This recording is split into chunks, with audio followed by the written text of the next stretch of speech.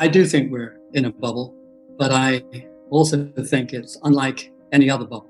The great bubbles of history, whether it's the South Sea bubble or 1929 or the tech bubble, you take a very good economic situation and you merely extrapolate it into the future. And if you do that, and it actually occurred, the market would be worth very high multiples of book and earnings and so on. But believe in today's perfect conditions and assume, unrealistically, as it turns out, that it will go on forever.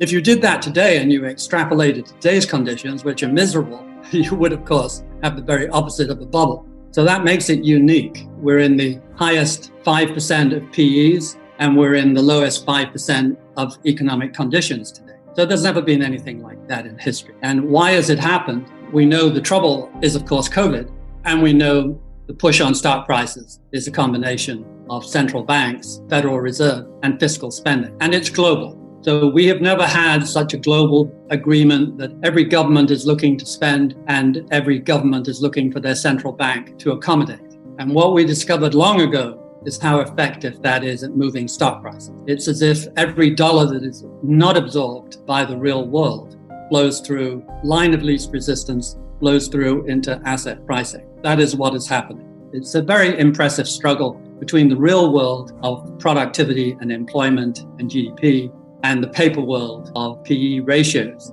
and house prices pushed by easy credit, low interest rates, of course, being key, and just plentiful supplies of money flapping around to those people who are likely to buy houses and stocks. It is not necessarily the case at the small business level at all.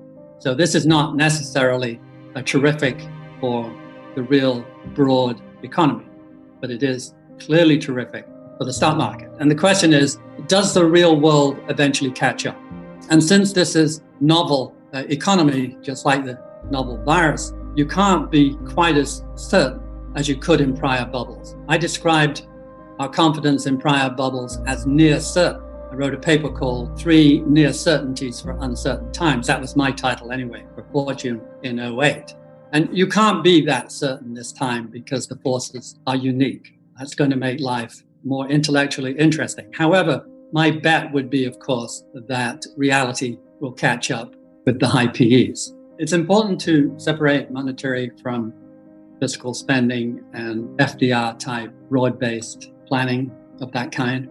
I'm a great believer in that. I'm much more suspicious of credit and interest rates. Let me just point out that we entered an era with Greenspan of a fairly decent kink in the cumulative debt curve. It had been drifting up very slowly and then it started to rise very rapidly since his era. What you notice is that despite the fact that the debt ratio per unit of GDP has doubled and tripled and will soon quadruple since the first day Greenspan, the growth rate of the US and the developed world has slowed. So if there was some easy relationship between debt and growth, it should have showed up. And in fact, the reverse has occurred. And that's one of the reasons I'm suspicious.